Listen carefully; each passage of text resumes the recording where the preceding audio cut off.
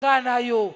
Eloko tozo senga nzambe. Tozwa ngote. A combien plus fort? Parce que babi a changé te. Aza o azalaki. O azape a kozala libela na libela. Amen, amen. Tu dois désirer la gloire de Dieu. Ce que o désire gloire ya nzambe. Même si vino ezalaki na sécheresse. Vino yo kokoma na abondance. Amen, amen. Nyonso tu ozoluka na vie mama. Nyonso tu ozoluka na vie jeune fille. Ozoluka musala, ozoluka récite, ozoluka libala, ozoluka obota. C'est dans la gloire de Dieu. C'est dans la présence de Dieu. Nulle part ailleurs, on rejoint côté.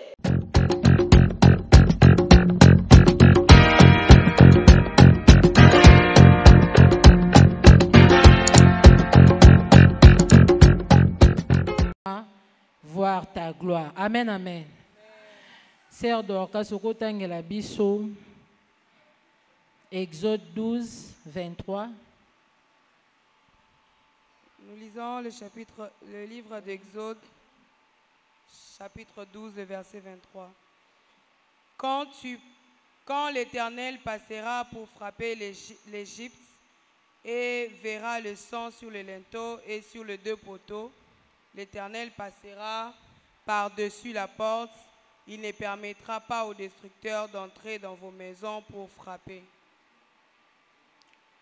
Merci. C'est Atangela Bisso sous Exode 33, versets 14 à 19. Exode 33, versets 14 à 19. L'Éternel répondit, je marcherai moi-même avec toi et je te donnerai du repos. Moïse lui dit, si tu ne marches pas toi-même avec nous, ne nous fais point partir d'ici. Comment sera-t-il donc certain que je trouverai grâce à tes yeux, moi et ton peuple? Ne sera-ce quand tu marcheras avec nous et quand nous serons distingués, moi et ton peuple, de tous les peuples qui sont sur la face de la terre? L'Éternel dit à Moïse, je ferai ce que tu me demandes, car tu as trouvé grâce à mes yeux et je te connais par ton nom. Moïse dit, fais-moi voir ta gloire. 19. L'Éternel répondit, je ferai passer devant toi toute ma bonté. Je proclamerai devant toi le nom de l'Éternel. J'ai fait grâce à qui j'ai fait grâce et miséricorde à qui j'ai fait miséricorde. Merci. Amen, amen. Amen. Est-ce qu'on peut acclamer pour la parole de Dieu?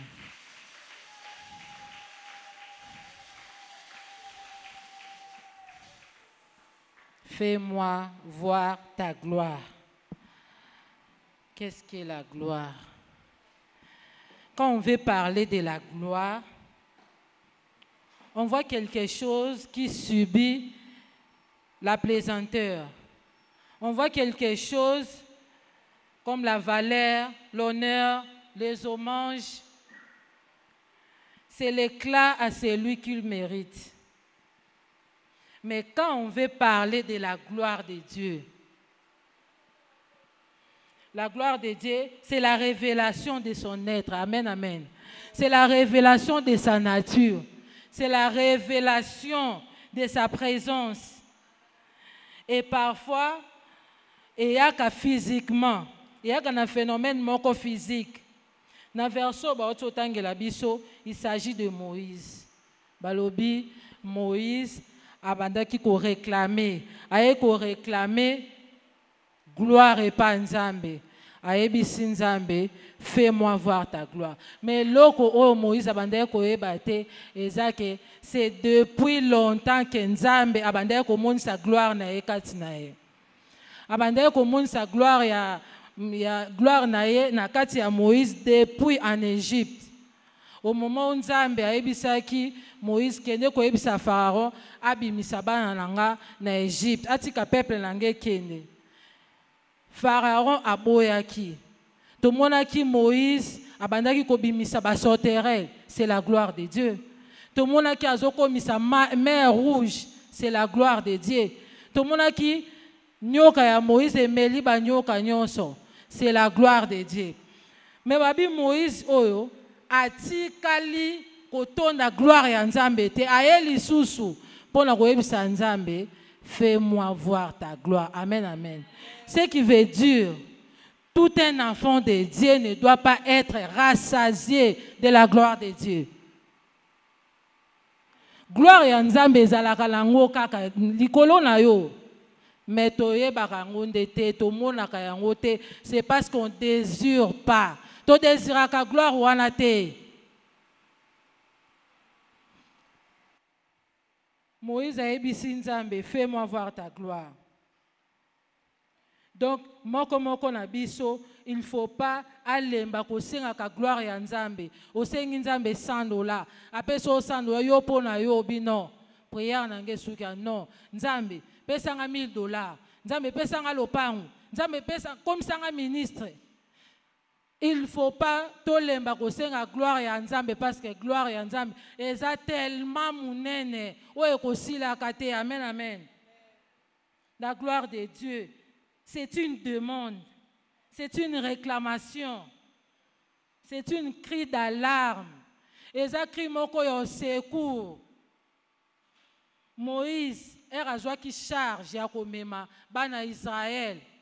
Amona ki na verso ba oto tanga yuso babi Moïse amoni charge wane komi lourd. Akoma ki na difficulté ya komema peuple d'Israël. Akoma ki na incapacité a ebisi Nzambe non. Alobi awa asire ngai ke okotambola na biso. Amen, amen. Alobi asire ngai ke okozala na biso partout okokende. Parce que soko asire ngai te, toko bouger na endroit ote. Et Nzambe asiraki Moïse ke na kozala na bino partout okokende. Nde Moïse a ebisi Nzambe, fais-moi voir ta gloire. Nzamba ebisi Moïse nakolakisa yo toute ma bonté. Alobi nakopesa yo bonté na ngai mobimba. Amen, amen. Mais Moïse asengaki Nzambe gloire na ye. Gloire ya Nzambe ezali face ya Nzambe.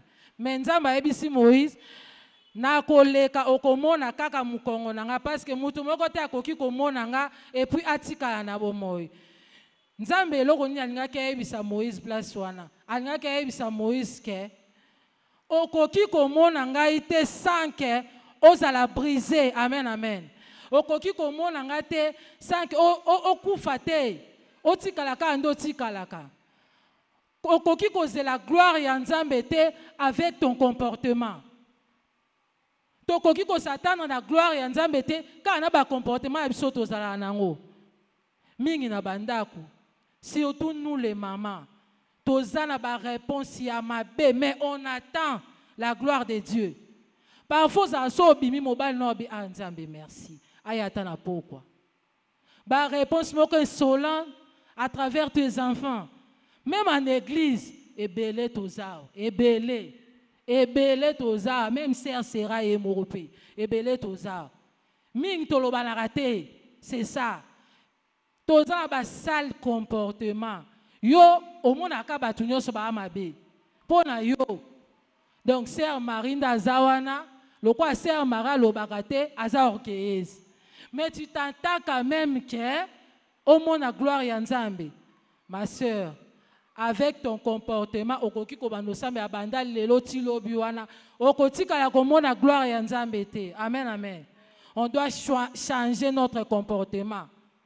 Avant de voir la gloire de Dieu, on doit être brisé.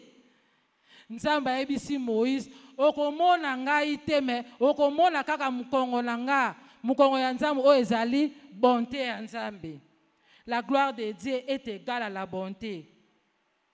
Tout ce que l'homme cherche dans la présence de Dieu, il le trouve dans sa gloire. Nyonso tu o lukaka. Orokuta na gloire ya Nzambe. Moïse a sengaki gloire ya Nzambe. Alobi montre-moi ta gloire. Il pouvait dire montre-moi ta face. Seigneur alobi, c'est ma bonté qui est la miséricorde. Nakolakisa o bonté na ngai mobimba. Il dit je fais grâce à qui je veux. Et je montre ma grâce, je montre grâce à celui que je veux. Donc soko yaki na ba difficulté moko. Ceux qui ont un problème moko dans ces lieux. Soko lekisi 2023 nyonso na ba blocage, na ba problème. Soko lekisi 2023 na ba makambo oyo oyebite ndenge nini ebandaki, ndenge nini pe kosuka. C'est parce que tu n'as pas la gloire de Dieu.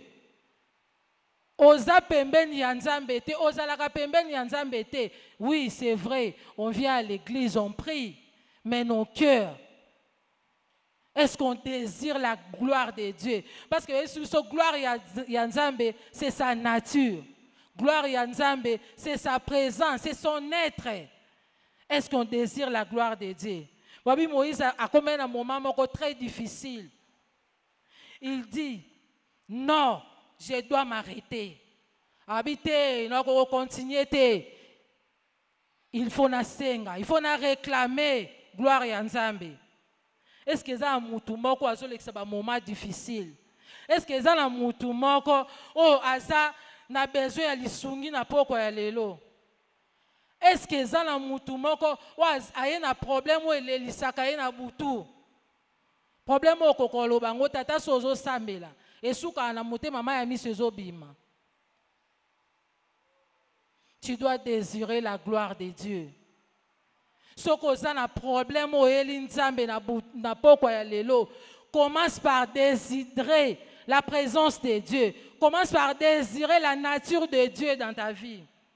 La gloire de Dieu, ce n'est rien d'autre que sa présence.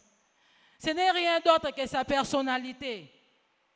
Ce n'est rien d'autre que sa capacité.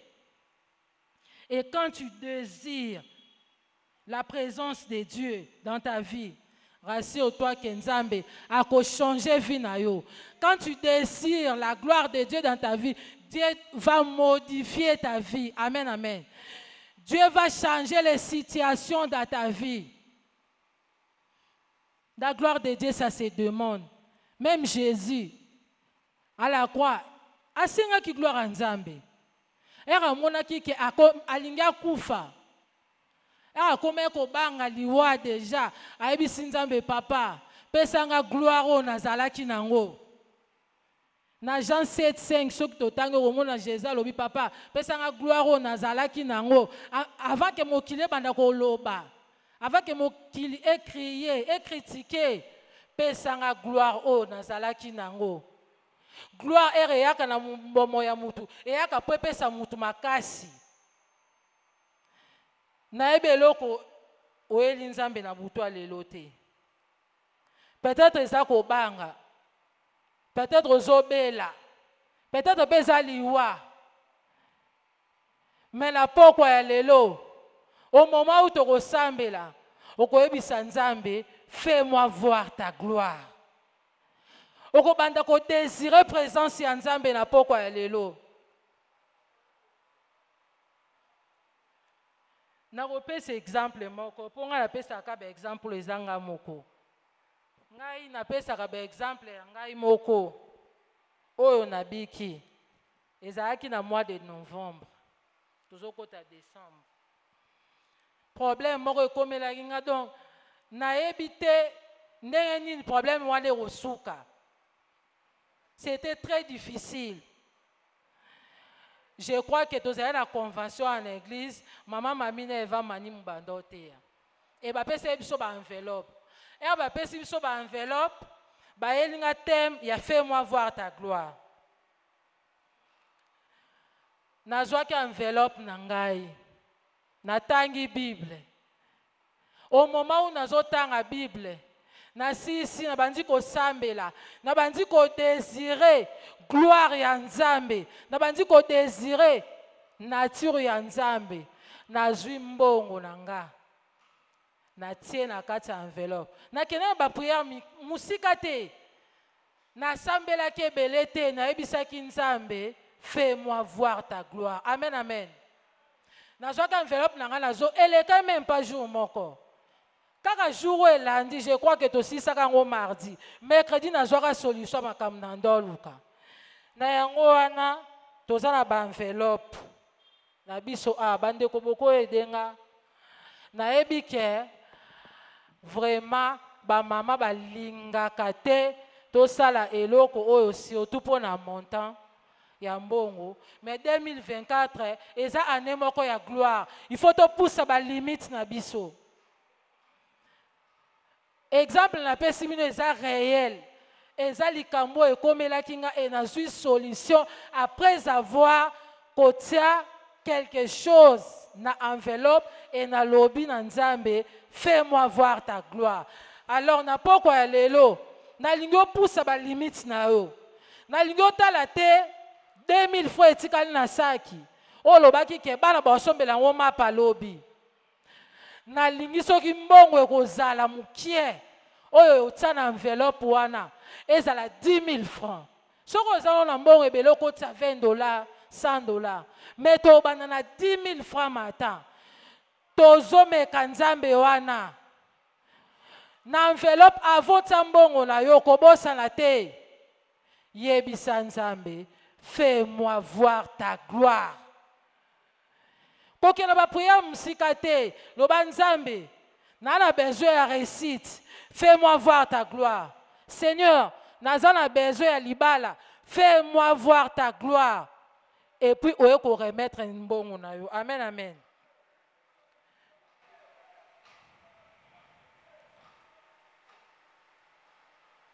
La gloire de Dieu, ça se voit. La gloire de Dieu, ça se sent.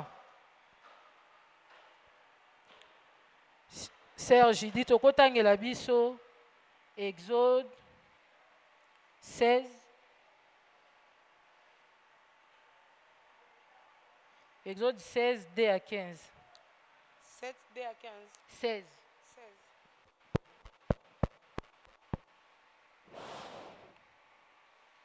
Exode chapitre 16, verset 2 à 15. Et toute l'assemblée des enfants d'Israël murmura dans le désert contre Moïse et Aaron. Les enfants d'Israël leur dirent que personne, que ne sommes-nous morts par la main de l'Éternel dans le pays d'Égypte, quand nous étions assis près de pots de viande, quand nous mangions du pain à satiété, car vous nous avez menés dans ce désert pour faire mourir de faim toute cette multitude. L'Éternel dit à Moïse, « Voici, je ferai pleuvoir sur vous du pain du haut des cieux. Le peuple sortira et en ramassera jour par jour la quantité nécessaire afin que je les mette à l'épreuve et que je voie s'il marchera ou non selon ma loi. Le 6e jour, lorsqu'ils prépareront ce qu'ils auront apporté, il s'en trouvera le double de ce qu'ils ramasseront jour par jour. » Moïse et Aaron dirent à tous les enfants d'Israël, « Ce soir, vous comprendrez que c'est l'Éternel qui vous a fait sortir du pays d'Égypte. Et au matin, vous verrez la gloire de l'Éternel, parce qu'il a entendu vos murmures contre l'Éternel. Car que sommes-nous pour que vous murmuriez contre nous? » Moïse dit, « L'Éternel vous donnera ce soir de la viande à manger, et au matin du pain à satiété, parce que l'Éternel a entendu les murmures que vous avez proférés contre lui. Car que sommes-nous? Ce n'est pas contre nous que sont vos murmures, c'est contre l'Éternel. » Moïse dit à Aaron, « Dis à toute l'assemblée des enfants d'Israël, approchez-vous devant l'Éternel, car il a entendu vos murmures. » Et tandis que Aaron parlait à toute l'assemblée des enfants d'Israël, ils se tournèrent du côté du désert, et voici, la gloire de l'Éternel parut dans la nuée. L'Éternel, s'adressant à Moïse, dit, « J'ai entendu le murmure des enfants d'Israël. Dis-leur, entre les deux soirs, vous mangerez de la viande, et au matin, vous vous rassasierez de pain, et vous saurez que je suis l'Éternel, votre Dieu. » Le soir, il survint des cailles qui couvrirent le camp, et au matin, il y eut une couche de rosée autour du camp. Quand cette rosée fut dissipée, il y avait à la surface du désert quelque chose de menu comme de grains, quelque chose de menu comme de la gelée blanche sur la terre. 15. Les enfants d'Israël regardèrent et ils saisirent l'un l'autre. Qu'est-ce que c'est cela? Car ils ne savaient pas ce que c'était. Moïse leur dit, c'est le pain que l'Éternel vous donne pour nourriture. Verset. Amen, amen. Amen. Amen, amen. Amen. Histoire bazobete la biso, c'est histoire ya man. Babi bana Israël bakomaki na désert. Est-ce que na désert eloko ezalaka? Babi bakomaki na désert na difficulté. Bakomaki na nzala. Bazalaki na besoin ya kolia. Parce que mutu nyonso ezala na moment moko ifo yoka nzala, il faut s'alimenter. Bana Israël bakomaki na nzala, bakomi kolela, bakomi ko murmurer et balobi nzambe ayokaki kolela ya bana Israël. Balobi nzambe alobi na kolakisa bino gloire na ngai. Amen, amen. Na désert place ata lutu ezalaka te, place ata eloko te, ata fourchette ezalaka te, mais balobi nzambe a créé cuisine céleste pour na bana Israël. Balobi bana Israël baliaki pendant 40 ans. Alors eloko nini ezozanga na nzambe na biso. Voyez un peu ce que la capacité de Dieu a le pouvoir de faire. Na en plein désert, place où eloko te zali. Mais babi nzambe a créé malewa céleste. Babi bana Israël balie batondi et babanda kolia bongo pendant 40 ans. Nzambe a la kisaki gloire na ye. Quand on désire la gloire de Dieu, même dans les déserts, Nzambe a kolakisa a rotinda abondance. Nzambe na biso a créé akabiloko même na tinel ozomona ke esikoyo na molilio so na kei na kozina Nzambe a créé lumière pour que oleka. Amen, amen. Ce que Dieu nous demande ce soir, c'est de désirer sa gloire. C'est de désirer sa présence. C'est de désirer ses capacités. Et quand vous avez un problème, vous avez expliquer biso yango te. Mais le ko la oyebi ko désirer gloire ya Nzambe te. Tu dois commencer à désirer la gloire de Dieu. Fais comme Moïse. Moïse a moni difficulté commis. Amoni ke na kokasu ko kumba peuple ote babi Moïse s'est arrêté. Arrête d'abord, arrête un moment. Maman, arrête d'abord. Arrête de regarder le monde. Tika kotiela batu motema et même mobali na yo asa ba limite. Tika kotiela ye motema. Même le pasteur asa na ba limite. Kotiela ye motema te, tiela Nzambe. Nebite ba assurance otozalaka nango pa ba. Assurance ya solo photo za nango eza epa ya Nzambe. Oyebi bana mike soko memi mwana mukie bayebaka mwana mukie ayebaka ke ndenge mama memi nga boye soka abeti libaku aluka ya kweya maomemanga na maboko eza ndenge moko na Nzambe na biso tozalaka boye.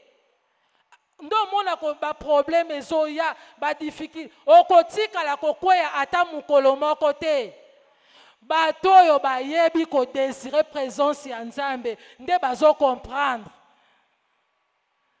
J'aimerais que na poko ya lelo o arrêter. Otika na côté la mokili.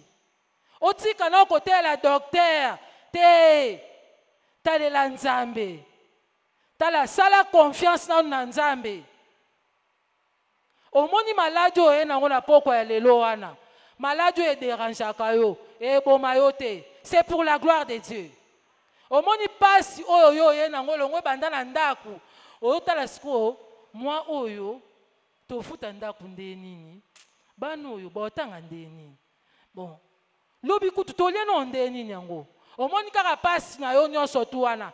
Dis-toi que c'est pour la gloire de Dieu.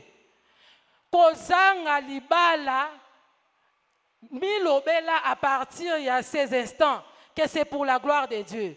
et même kozanga bana, kozanga musala, c'est pour la gloire de Dieu. Et Moïse abandaki kokena bana Israël pour bakati samai. Si au moins qui difficulté wana pas ça qui na charge et belé abatu nyonso ba compter sur ye. Et comment qu'il liboso ya mai Moïse asenga ki gloire ya Nzambe. Ayeba ki kena ye moko akokata bina suki awa. Même la Bible dit bisika bino bosuki, bisika maele na bino suki ya ngande bandi. C'est à ce moment-là que Moïse asenga ki gloire ya Nzambe. Et Nzambe akabola ki mai baleki. Amen, amen. Maladi oyo ye nango na poko ya lelo. Eko boma nango yote. C'est pour la gloire de Dieu. J'aimerais que moko azala convaincu que ma camion se comme la cahier. Na vie, c'est pour la gloire de Dieu. Ce qu'on rebête à l'isolo ndeni. Pour ngane, so ba bina beta l'isolo a vinanga, no yebisa batuke to vanda a na faala na nef, to banda odinda ba mai, soki mbule beti, to bimi, to matina bakiti, to mona rapasi, melelo, nzamba la kisa biso gloire na ye. Il faut aller solo ya kobete la batu. Parfois, nous allons permettre la situation. C'est pour sa gloire. Amen, amen. C'est pour sa gloire. Aux 8 dans la classe, oui, c'est bien bon, mais c'est pour la gloire de Dieu. Ah, aux autres mbongo, oui, c'est pour la gloire de Dieu. Aux autres koma, ah, au moment où ils sont là, Nzambe azo modifié, Nzambe azo koma. Azo modifié bon moïna yo. Amen, amen. Il faut une histoire. Il faut une histoire. Yo bête là-bas, on est biso. Papa biso chaque fois bête la biso ke ngana tanga na pasi. Na bandola ta coupé moko, na tandi moko, soke kauki. Na lati wana melelo, Nzamba pambola. C'est la gloire de Dieu. Pas signon so banda monana abosa nango. Actuellement, azobi kaka bolamu ya Nzambe. Ce soir, na lingi mutu moko obanda ko désirer présence ya Nzambe. Banana ko désirer bosana ke wana mbongo te. Bosana ke ozola la église. Bosana ke ozana mwana te. Bosana ke ozana libala te. Mais na lingi mutu moko abanda ko désirer présence ya Nzambe. Babi gloire ya Nzambe, c'est tout son être. C'est toute sa grandeur. Babi gloire ya Nzambe, c'est toutes ses capacités. Ozota asiko et pas Nzambe wana eloko moko te ezalaka impossible. Aza Nzambe ya makoki nyonso. Amen, amen. Aza Nzambe ya makoki nyonso. Aza Nzambe osoko ye pa na ye okobima maboko pamba te. Babi bana Israël au moment bakomaki na pasi Nzambe a créé qui cuisine céleste et baliaki pendant 40 ans. Atika était le colo tema kolokati nesiko. Nzambe a créé hôpital. Nzambe a créé guérison céleste. Nzambe a créé mariage céleste. Nzambe a créé bana céleste. Lelo tokoyebisa Nzambe Nzambe apesa biso biloko ya likolo parce que na pokwa lelo likolo eza ya kofongwama. Likolo eza ya kofongwama. Nani a un problème, nani a un passe, ozana besoin ya nini, ozana besoin ya libala, ozana besoin ya musala. Désire la gloire de Dieu. Amen, amen.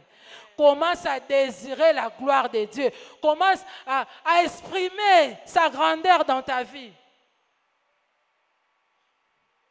Kaka na même désert wana balobi ke bana Israël bakomaki na posa ya mai.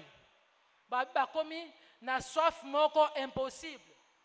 Bakomi ko ima. Babi atoyo akufa parce que sans mai to kokate.